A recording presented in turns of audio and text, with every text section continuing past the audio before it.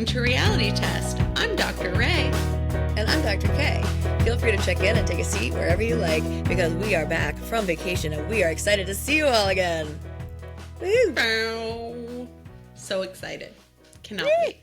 I've missed you. It's such a delight to see your beautiful face. I've had such a hole in my heart while we were apart. We were just checking in off mic for 3 hours just to catch up on everything that's happened. So clearly we need this time personally to just catch up on all the things in life. I hate to tell you, it has been 4.5 hours, my love. Or at least 4. Oh my God. I said 3. Wow. Damn. That is a long fucking time. I know. We had a lot to catch up on.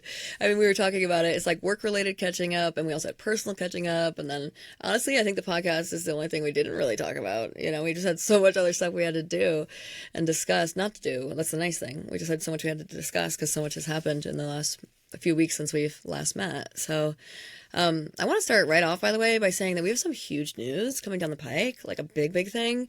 It's going to be a surprise, so we're not going to tell you until you see our next episode. But our next episode is going to mark the beginning of a new era. I will say today is also the beginning of a new era because we're starting a new season, essentially, with the fact that we took a break. But then we're going to start a new segment today as well, which we'll introduce in a second.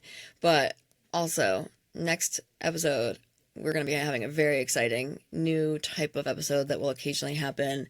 It's not anything, I don't want to ruin anything, but I'm just so excited. It's huge. It's a huge deal. And it's something that anybody who's in the world of podcasts about reality TV will recognize as a huge deal. So very exciting. With that in mind, but by the way, also, we will finally address a little bit about Bachelor in Paradise as well next episode. I think we're actually going to do an awards episode technically, so it'll be one of many shows we talk about. But if you've been dying to go back to Bachelor Nation, don't worry, we will do a little bit of that again. We will. We're therapists, by the way, y'all. If you have not seen us before or heard from us before, we are both psychotherapists, doctors, clinical psychologists, counseling psychologists. We are also not your therapists unless you are one of our clients. And there are now a couple of hours between the two of us who are listening. Hello, both of our clients, our friends with whom we work there. But most of you, we're not your therapists, even though we think you're a delight. We are similarly not the therapists of the folks we're going to be talking about. So while we might have some clinical stuff we're thinking about or noodling on, we do not actually know that to be true about them. So we're not diagnosing them. We would need to know them for longer and have a formal relationship with them to have that kind of assessment. So we're just noodling on some stuff with you, looking at it together. I will also say that our new segment is very exciting. We do not have a name for it yet. So we're taking ideas. If anybody who wants to give us a shout out on social media platforms or send us an email at realitycheckpodding@gmail.com or see us on one of our social medias, let us know what you think. We need a name for it. So our new segment is going to be at the beginning of every episode where we both are going to take a few minutes each to share about a psychological study of some sort, psych science study that we think is relevant. It might not be directly related to the stuff we're talking about in that given episode, but in some way related to something we think our listeners, and something that we both think would be interesting. So something you might want to just know about the world and a study that has happened. We're going to try to have the citation for it. At least by citation, I really mean the name of the author and the year. So we'll try to include that as well so you can follow up on it. And I'm so dying to know, what study did you want to start with, dear Dr. Ray? This is something that we've talked about off mic, but I have recently become interested in trad wives, which that is slang for traditional wives. Apparently it's kind of a movement to return to kind of homemaking, traditional femininity, baking, stuff like that, which no problem with that. I think that the beauty of feminism is that we can all decide how we want to engage in our lives, what kind of roles we want to take on. Yes. And there is I think, lane of trad wifedom that is being subversive and being traditionally feminine, which I don't knock that. There's also versions of it that I think are a bit more Republican, a bit more alt-right, a bit more gender essentialism-y, which is interesting.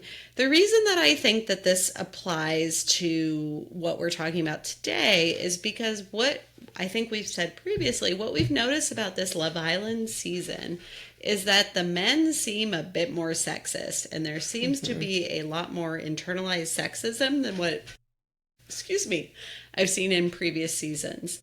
And I think maybe it's a natural swing. Like, I think politics swing, and perhaps now, like, youth want to be subversive, and being subversive used to be being liberal. And maybe right now being subversive is being a little bit conservative. So I think that's where we might be at. But anyway, I found a study that focuses on trad wifedom. Oh, shoot. I rotated it only because the tables were rotated. But this is by Sophia Sykes and Veronica Hopner.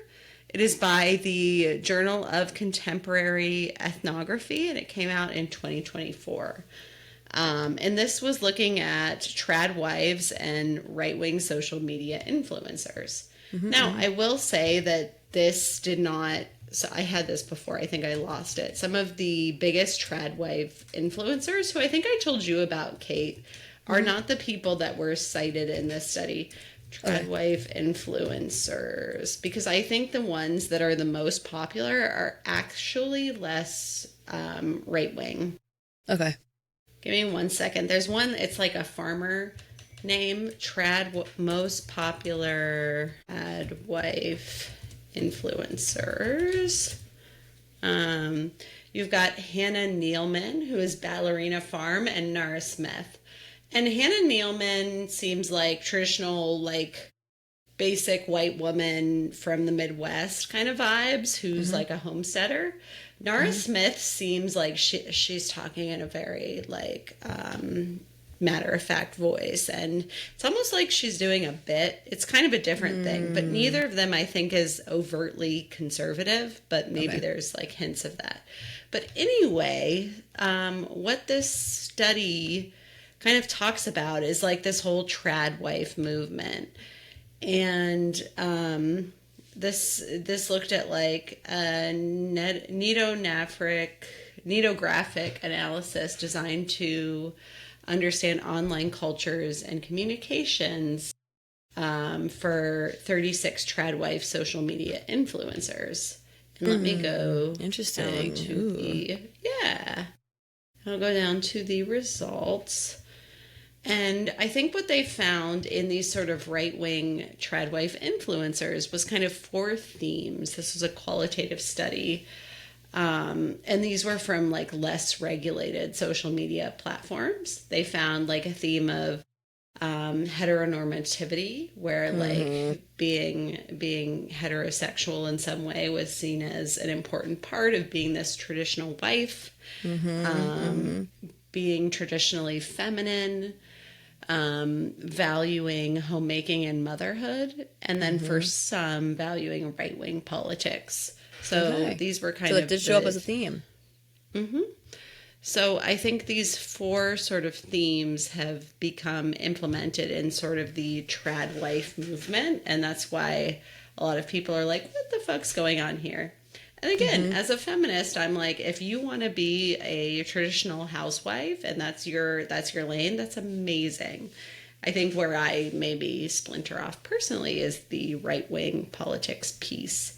But it sounds like that kind of is entrenched in what that movement is about. And it seems like that is maybe what is now considered subversive. And maybe perhaps this is endemic of what is going on in Love Island, where we saw a lot of sexism this season that I think was not as prevalent or obvious in last season, for example. But anyway, that's my babble. And I love it. That was not a babble. It was very clear. And I think it's really interesting because you and I had talked about this off mic a while ago when I was at your house the last time for recording, when I was recording at your house the last time, when I was leaving, that sort of like, even if it's not explicitly right-wing, just by nature of the fact that, like, traditional gender roles are embedded in conservative right-wing politics, like, literally they want to get women out of the workplace and into the home to have more babies, you know, is like oh my gosh, they want to stop abortions. They want babies. They want women to have babies so that they will have to leave the workplace so that women will just be in the home. Because that is embedded in right-wing politics, it's hard not to see trad wives as inherently, accidentally or not, promoting right-wing politics and conservatism. I absolutely agree. And again, as feminists, like if people want to be traditional housewives, that is amazing. Mm-hmm. And there is something about this that seems to be tied on a spectrum, at least in according to this study, to conservative values and promotion of right-wing ideology. Yeah, I was interested that you did find that was a theme in them. Like, I mean, again, like it kind of does, of course it was, like inherently it makes sense it would be, but I was glad to hear that is something they found in the study as well. Okay. And you said this was a study from 2024? Yes, correct. So not that long ago.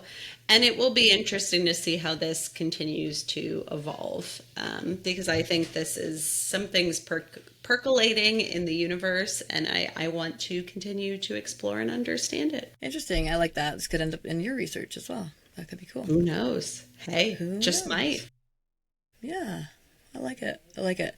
Okay, awesome. Thank you so much for your study today. It's amazing. And my study, that's the other thing we can start to come to think about is like what language we're going to use as we talk about our studies. Like, you know, if we have a title for it, we could be like, thank you for your insert title here. Ooh, I love it. I'm excited. Okay, new norming to be had.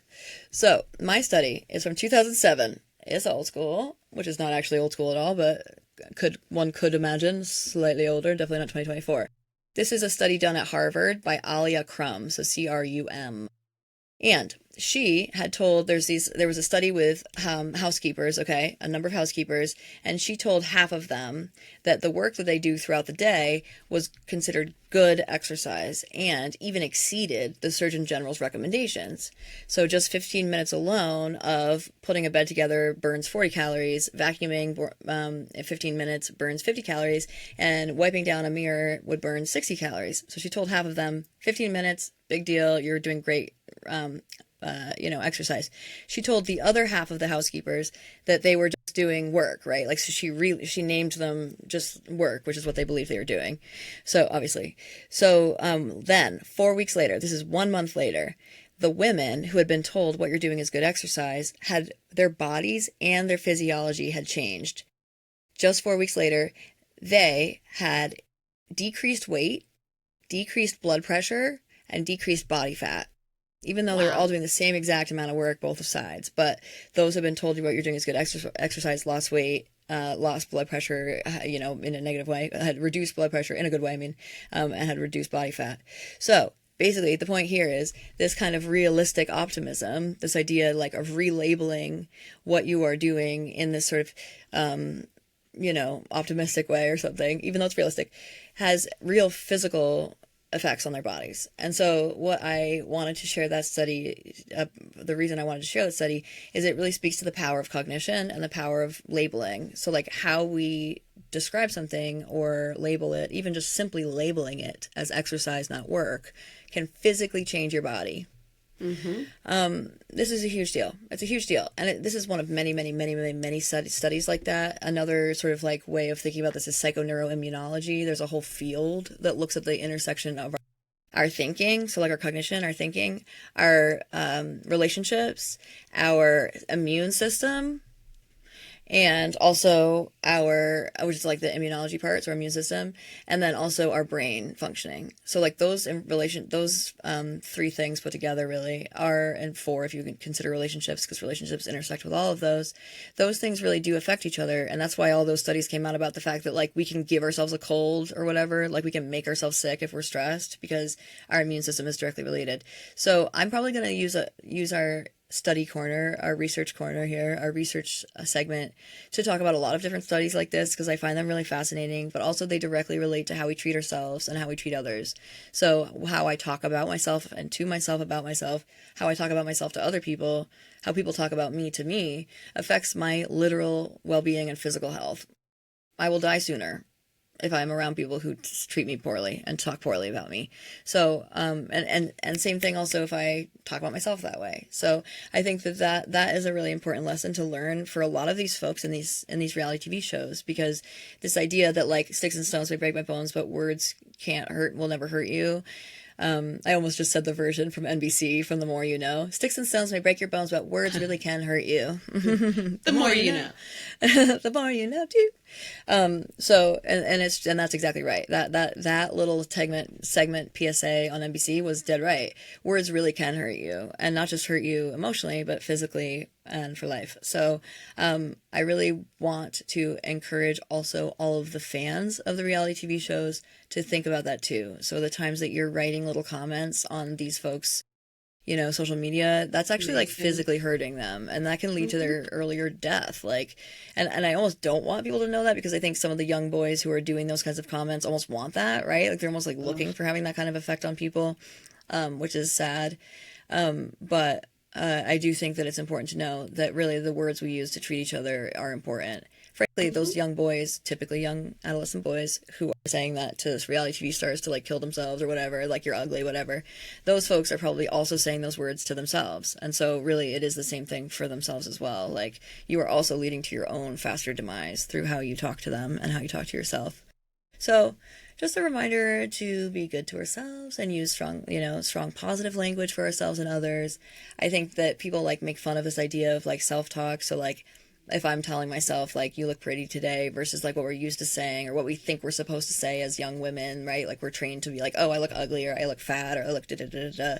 That kind of self-talk is super damaging. And so even though it might feel goofy to be like, oh, look at you, girl, you look hot today, even though it might feel goofy, that's amazing. It's so important. And like the more we can do it, the healthier it is for us. So I think to anyone who's hearing this and is saying like, I feel stupid when I say things like that to myself, give it time, practice it over time. The more you give yourself some self-compassionate self-love, self-talk, the more it'll start to feel normal.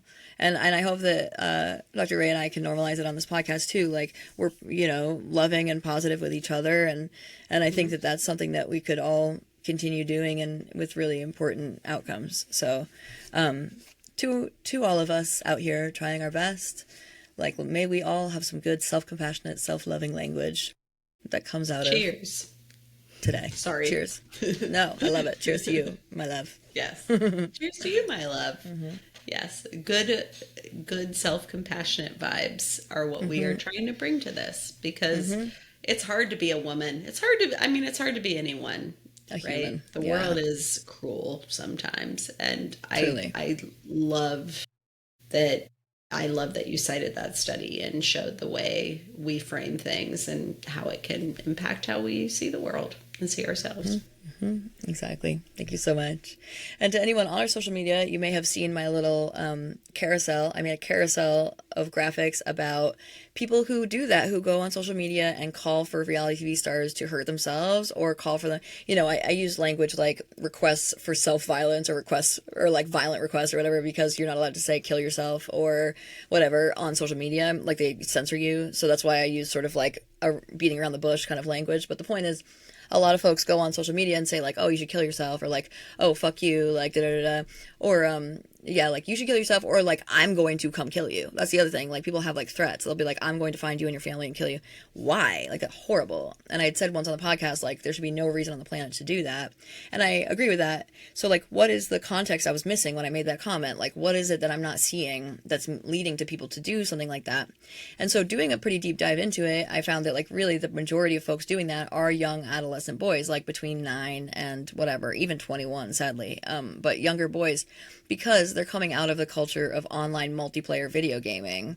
So like when you go on the mic on any video game, Battlefield or Call of Duty, whatever, you can hear people within minutes, you're going to hear somebody say, oh, kill yourself, or like whatever, in a very like unnecessary way, but also in a way that's very normalized. And so if they're coming from this culture where it's very normalized, then they go on social media and they do the same thing. They don't realize that other people are not used to that. And so they see that as like a real threat or like a real whatever.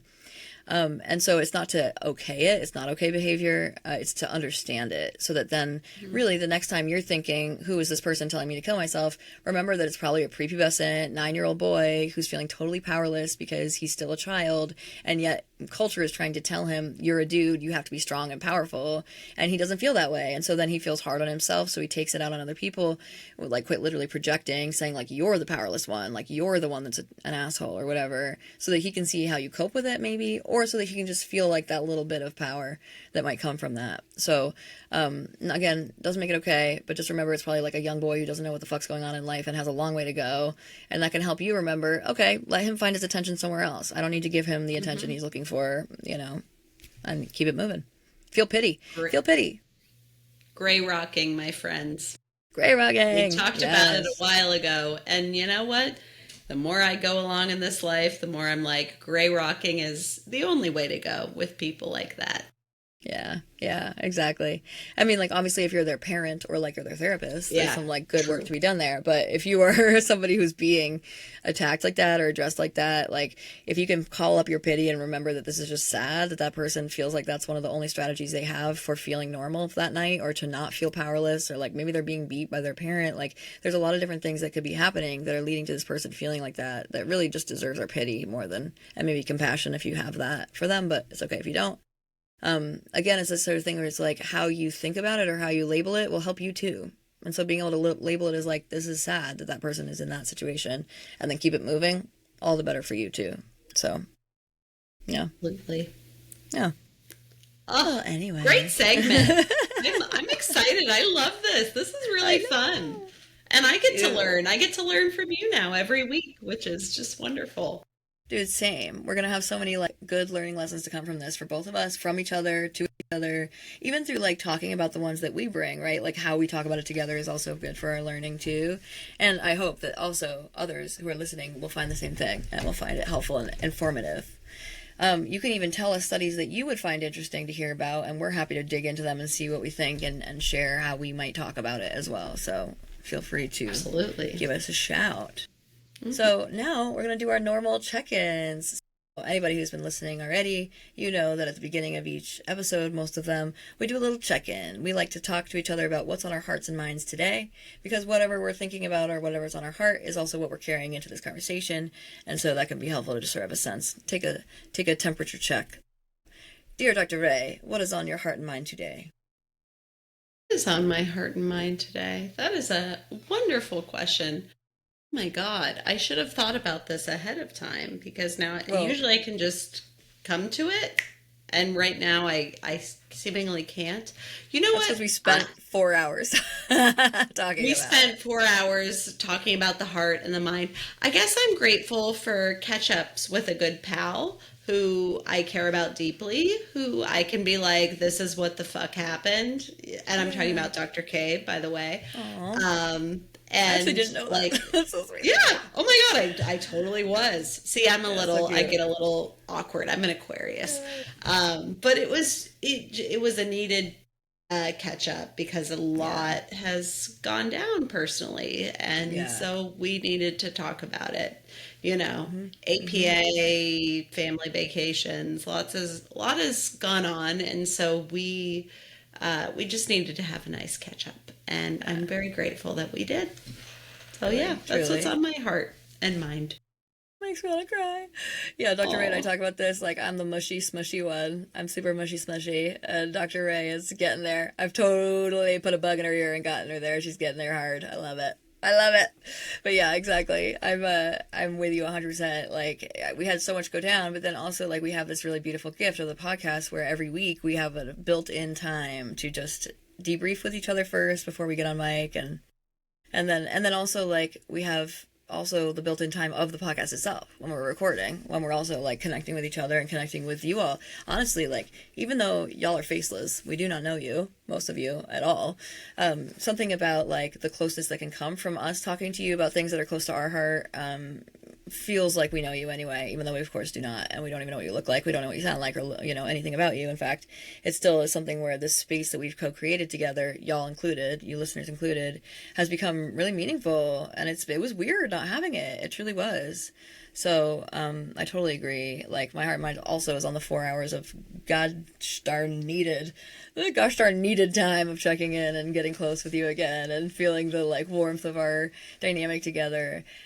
Much, much needed. And then on top of that, also, I'll add that I know is true for both of us that the additional check-in with you all, too, is on my heart as mind as well. So happy to be here, friends. So happy to be here. Yeah, so happy to be back and doing the thing that we really enjoy to do. But what is on your heart and mind this week? I totally just did it. I'm with you. I think it's the 4 hours of check-in and the time with the audience that's coming up now. So, yeah, it's sort of a joint one. We'll have a combined one today. Yeah. Oh, I love that. Yeah, I love it. Okay, fabulous. So now, yeah, go ahead. I was going to say, now I feel awkward, so we need to quickly move on. I was going to do that for you. I was on it for you. Thank you so much. Yeah. I was coming in, swooping in hard. I was like, now we're going to Love Island. Woof. Big swoop. By the way, we haven't actually, like, just about social media, not social media at all, about reality TV just for a quick second, too. We haven't talked about the fact that Perfect Match came back, too. I haven't watched it. Have you watched it? I did. I totally watched it. I actually loved it. Wait, is Huda on it, or why is she contractually bound by Netflix? No. What's going on there? I have an answer when we get to that. Yeah, I'm excited. Hilarious. I've heard like people make fun of her for saying that, and I think it's warranted because it's fucking hilarious. Like, what are we talking about here? No, it's so fantastic. Weird. It was fantastic. It was a fantastic moment. And so, as Dr. Ray is referring to, we're going to be talking about Love Island reunion. Just the reunion, friends, from this season that we've already been talking about over time. So, this is where they came back together with Ariana and Andy in this case. We also had Andy with her. So, it was Ariana Madix and Andy, almost said, yeah, that's wild. Ariana Madix and then Andy, what the fuck's his last name? Help me with this. Cohen. Thank you. I was like, Jesus Christ. The funny thing was I almost said an Andy that I know personally, and then I almost said the person I know personally's full name. I was like, wait. Amazing. So, yep, Andy Cohen and Ariana Madix were here hosting it, and then we also have pretty much the entire cast. I will say two people importantly were missing, and those two folks we've discussed on this very podcast, Sierra and Yulissa, both of whom were booted from Love Island for racist, very, very, very racist racial slurs that they used on social media for both of them. So, they will not be discussed pretty much at all today as well. Now, we're going to start talking about Love Island reunion. Let me say this. The way that I took notes and how I think the most interesting way to do this is we're just going to basically organize it by like highlights of what was learned. So each little nugget is like a thing we learned from the reunion. It's not really based on like, then they said this and then they said this and da-da-da-da. There are moments where I have like the name and then a colon where it's like a legit quote. Anytime I have a name and a colon, by the way, it's pretty much an exact quote. But otherwise, and so that might involve some back and forth, but otherwise, it's really more like the overall lesson that we got from that part of the conversation. So I'll start us off because I can just use it as an example. But for example, the very first nugget we have, the main line of it is Brian and Amaya asked about the rumor that he cheated. So there was a discussion right away up top. What do we say that? Jump. Jump, off jump. I don't know. At jump, off top. Yeah. Off the top, right away. At jump. Yeah. Jumping right off the top. Jumping right there. Off the high dive. Jumping off the high dive. Here we go. Yep. Jumping off top. I love it. At jump, off the top, we have Brian and Amaya being asked by Andy about the fact there was a rumor that he cheated, which frankly I hadn't even heard, if I'm honest. Had you heard of that rumor? Neither. I was confused. Go on, please. Sorry. No. I was asking you because I was also confused. I was like, what is happening? So he was asked about it, and Amaya, like, very importantly said, like, you know, I did some digging into it, and I wouldn't be here with him, showing up with him to the reunion if I didn't feel satisfied with what was found, if I didn't feel good about the outcome of it. Basically, the rumor was that he cheated, but the behavior that he actually did that was inappropriate was that he had been passing around shots at a club. So to me, that's like, did he, like, pour a bottle into her mouth? Did he, like, you know, give this one girl 2 shots? Or, you know, like, I think there's probably something else that's, like, a little funky. But basically, he had a lapse of judgment, which was passing around shots at a club. Chris, who had been there, yeah, right, like, quotes. Chris, who had been there, who's Brian's bro, like, good friend, said that Brian did not cheat that night. And he also said, he goes, because Andy was like, did you see anything? He's like, no, I didn't see anything. And so then, and then the way he said it was like, ugh. Something Yeah. about the way he gives his he's like very smug and kind of condescending in a way that I'm not a huge fan of. And of course, you're gonna have Brian's back. You're his best friend, like, or like a best friend, a friend of sorts. Like, I don't trust you at all, to be honest. Let's start there. Second of all, he like definitely just said, "No, I didn't see anything," which makes it sound like it happened. He just didn't see it, which was like the mistake he made. So then everyone was like, "You didn't see it," or and the fact that people even gave him a chance to say more shows that like the show was like giving him a chance to say it didn't happen. Like, I think, they were like, say more because it sounds like you're saying you just didn't see it. Like, it's like that kind of a nudge. And so then he goes, well, no, like, I didn't see anything because it didn't happen. And so then everyone's like, okay. And so basically it comes down to the fact that Amaya, whom do you girl support you no matter what, she said, we're confident and we're comfortable with each other. And I love that. Good. Get it. And yet, I think after the reunion, they've unfollowed each other. So I think, but I mean, who knows? You hear from these sources, and who knows? But one of my producer things was I was like, wait, I didn't actually know what happened there, and now I feel confused, and now I feel like this is shady. And I agree. I felt similarly unresolved, and I was like, I don't know what to do with this. So.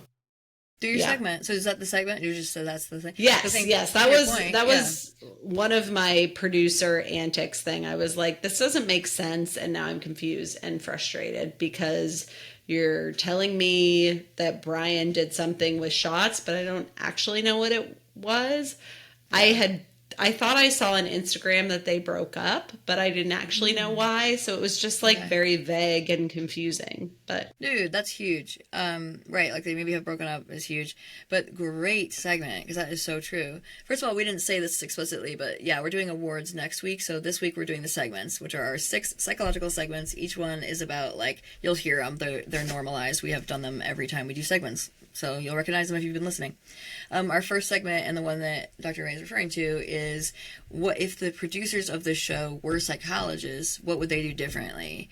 And so, like if we were psychologists and we are psychologists, if we as psychologists were the producers, what would we do differently? And I totally agree. Like, I think they should have included a little nugget on what happened because we're not all on social medias. And frankly, like I'm on social medias for the show's sake, but I'm otherwise not on social medias at all. And like, even as somebody on social medias for the show's sake, I saw nothing. And I'm on these sorts of social media because we do this podcast. Before this, I loved reality TV, but I was so not in this world, if that makes sense. Of course. If I were not doing this podcast, I would not be so tuned into the social media about reality TV. Like, I think I've gotten more into that world because of what we do as a part of our work, if you will. So now I'm kind of tuned into what they're saying online. But even I didn't know about the whole Brian thing. I just knew that they may have broken up. So I felt confused, and I felt like it was a bit of like the producers could have done better with that situation. I love it. Great segment. Totally agree. So is it my turn? Yes, now with you do the Pepe? next couple.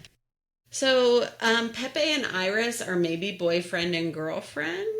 Did you get that? I realized after, I was like, wait, is that what they're saying? Because they basically said, we see things differently. And I think the idea was that one person saw it as like, once you're exclusive, your boyfriend, girlfriend. And the other person saw it as like, you're exclusive and then your boyfriend, girlfriend. And then were they saying that they are now boyfriend, girlfriend? Actually saw it, I think, I could be wrong, as they were exclusive, but they were not yet boyfriend and girlfriend, which totally gets a little silly. Yeah, but I do think they're on a good path, and I'm happy for them, genuinely. Like, I think they are a good couple, and I wish them very well. Oh, no, wait, I think I saw that they unfollowed each other, too, so maybe I know. I think I saw that Brian and Amaya, after the reunion, and Pepe and Iris unfollowed each other. But I could be wrong. Again, like, you see a lot of shit on these social medias, and not all of it is true. But then a lot of it is, like, regurgitated by Andy Cohen as, like, this is what happened. This is what... Yeah. So, who knows? But I'm pretty sure that's what I heard. Chris, the pettiest of petty, that's my own... I do think he is very sad about Huda. He has some feelings. that are that it just, I think both of them together, it just doesn't feel right, does it? It feels a bit toxic. Truly. But Chris very kindly and generously, that's sarcasm, said his mom is happy with how things turned out with Huda. Lovely. Huda said we just aren't a good match. Huda didn't agree with the hate he was getting. Good. You should probably stand on more black people, getting hate in your wake. Yeah. Yes, please. Please do more with that. Please. And I think very famously now, or it seems to be coming up a lot, said she's not allowed to talk about who she's dating due to Netflix. That was so funny. It was so good. That's going to be my new thing. Like, whenever we're in a faculty meeting and someone's like, what did you do here? And I'm like, I'm sorry, Netflix said I can't talk about. Dude, Netflix was like, nah. So now I'm not gonna. No, that was incredible. I also loved my, maybe semi-half favorite thing was when Andy was like, did they hear that we were the #1 streaming show? Yes. That felt like him backing Ariana, too. I loved it. She's one of his, not minions, but he produced her up to, it felt like a full circle moment. I think maybe in that situation, it was weird. It was like, I think he was a little more of the hard-hitting person, but I wonder if he wasn't there, how she would have done. It's like interesting power dynamic stuff, but I have a whole seg on them. I totally agree. So we'll come back to talk about them as hosting, because I totally agree. It was interesting, very interesting. But you're right. He was sort of backing Ari on that, where he's sort of like, by the way, we're like #1. So I think Netflix could be proud of the fact that we're talking about them. They should be glad that their name would even enter our mouths, which I'm so into, and I love it. I will say, yes. So I think the reason she's not allowed to say is because she at least has been spotted on the red carpet with Louis. And Louis is one of the guys who's on Perfect Match. He was also on, this is funny because I talked about this show on here as well, but the Bear Camp one. And then he was also on, or like the boot camp, I don't know, like Celebrity Bear Camp, blah, blah. He was on that Bear one. Boot. But he was also, Bear Boot. He was also on Too Hot to Handle, I think originally, maybe, or Love Island originally. He was on one of those. No. It was oh my gosh, it was so Too Hot to Handle because he had a real hard time keeping his gosh darn hands to himself. I almost said he had a hard time keeping his hands in his pants.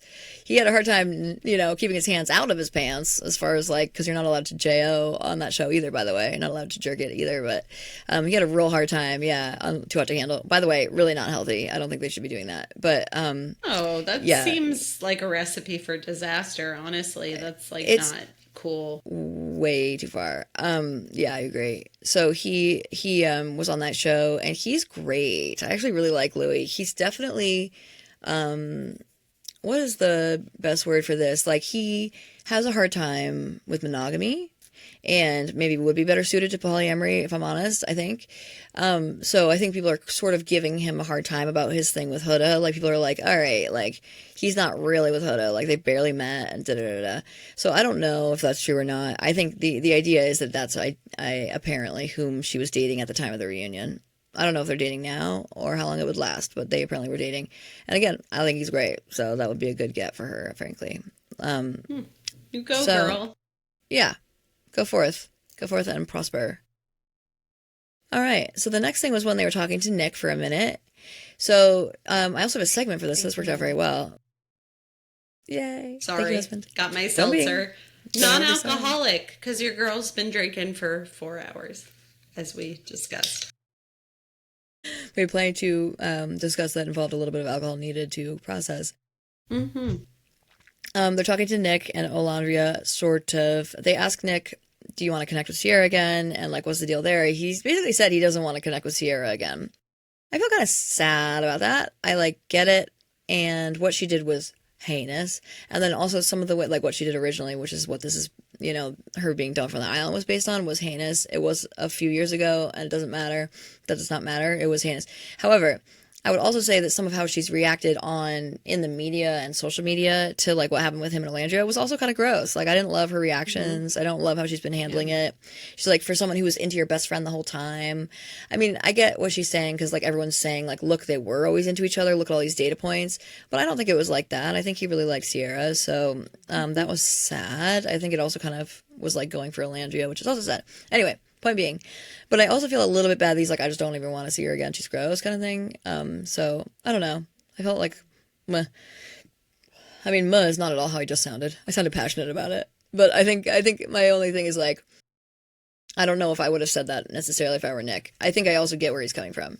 So then what Andy said shocked me. I literally was like, jaw to floor, wildly inappropriate, fucking racist, because it's like, it's sexualizing women of color, which is like so wildly inappropriate coming from a white man. But he very inappropriately asked if it was worth it to wait for sex with Nick, essentially. Yeah. Right. He was like, was it worth the wait? Oh, it was so awkward. Alandria looked at him like, what? Like, she just looked like shocked. And I also was like, what? Like, what the fuck, Andy? Like, get out of here. So my first segment is also the producer one. If producers of this show were psychologists, or if we as psychologists were the producers, never on the planet would Andy have asked that question. That was so racist, so inappropriate, so gross. Like, I just couldn't even believe he asked her that. And again, right, like sexualizing a woman of color to her face on TV. So what I can appreciate that Nick sort of stepped in and saved her a little bit on that. Like he said something like, well, they call me Big Belgium for a reason, like making a joke about him having a big dick. Yeah. Very awkward, like also sexualizing, also inappropriate.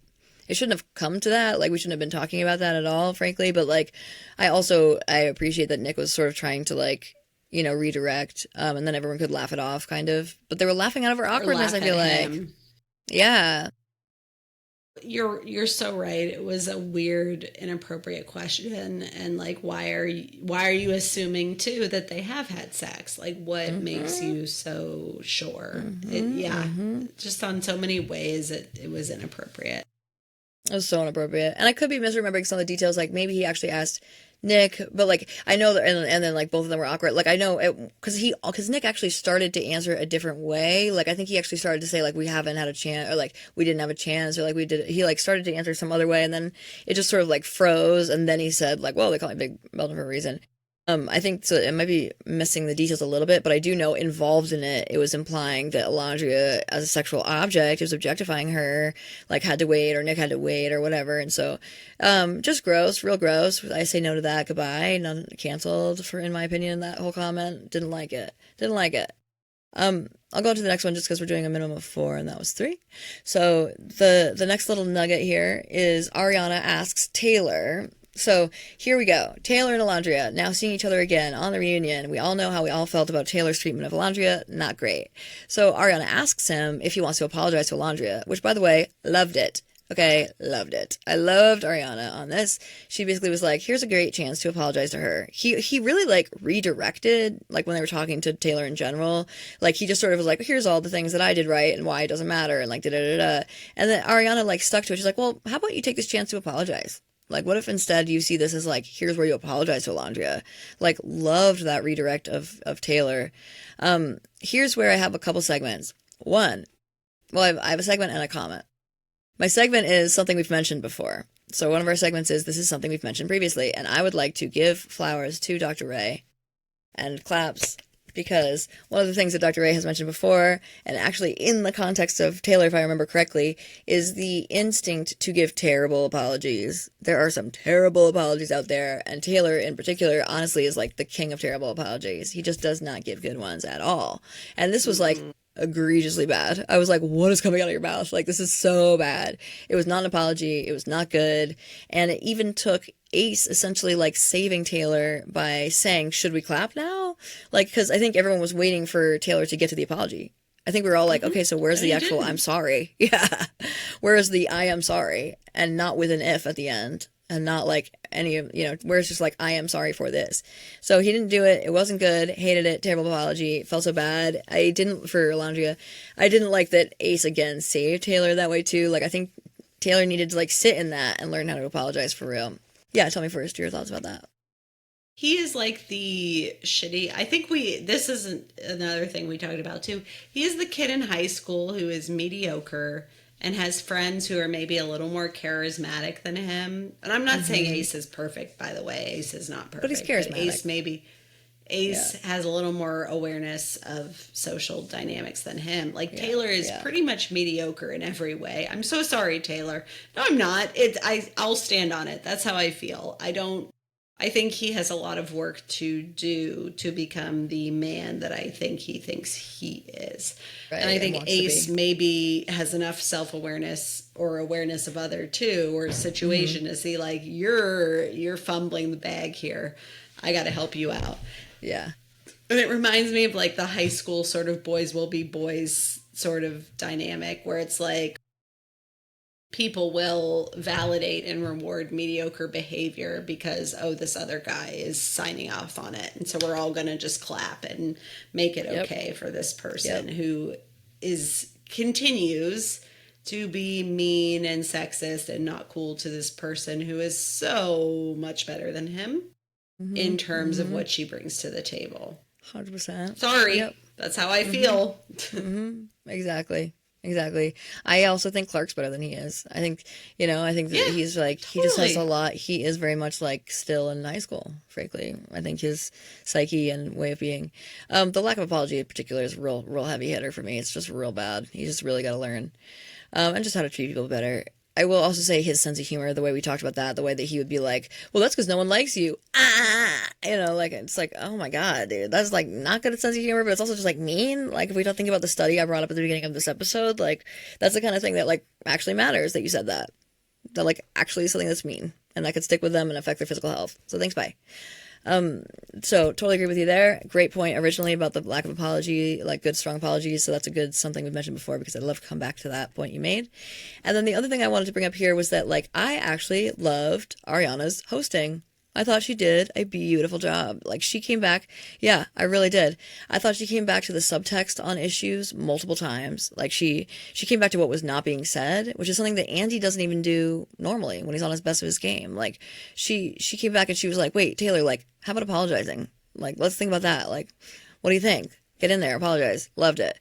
I loved how she came to Hannah with a tissue when Hannah was crying. I love the way that she, at one point, she said to Jaden, hold on, Jaden, like, it looks like you want to say something else. What's going through your mind? Like, oh my gosh, it just was like really well done. And it was done professionally without it being sort of like, wait, hold on. Like, what do you think? Like, it wasn't ditzy. It wasn't girlish, like, and girlish only in like the way that like that's inappropriately used in a negative way. Like, it wasn't like a hyper feminine. It wasn't anything. It was just like perfectly herself, perfectly like grounded. I thought that it was, just like super thoughtful and again like subtexty. So I thought she grew immensely since the last time she hosted. I thought she was just so much better. And I thought Andy did worse than ever. I thought he was a terrible host. I thought things he asked were inappropriate. He messed up Bella's name. He was like, so he called her Bella.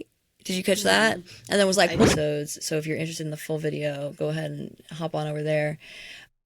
And then in the future, we have some other things as well, but we're also going to be, this new season that we referred to is going to be a season of new types of content. For example, case profiles of people or some like PSAs and so forth, PSAs, like the one about bullying and so forth. There's going to be new types of content coming out, so hang out, stick around.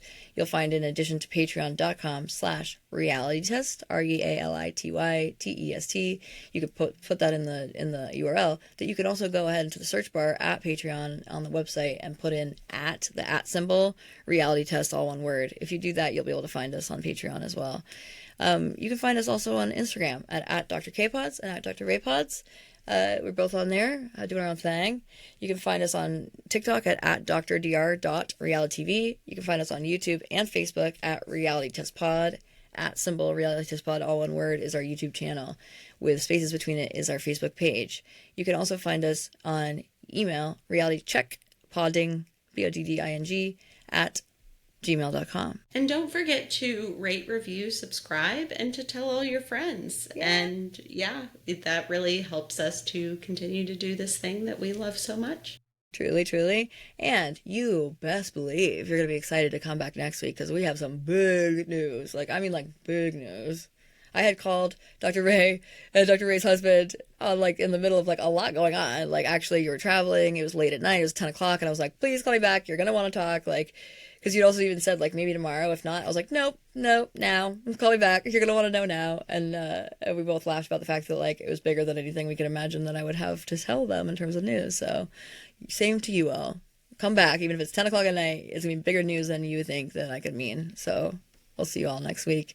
And it is very exciting. Yeah.